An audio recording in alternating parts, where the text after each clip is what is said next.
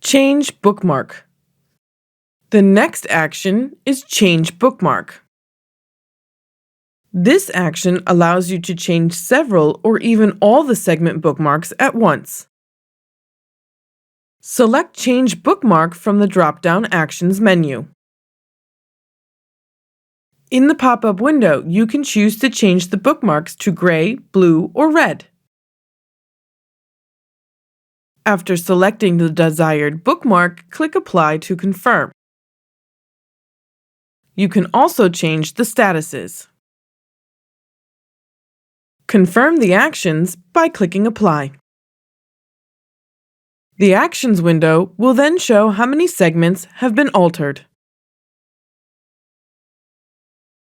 Close this window to return to the working space of the editor.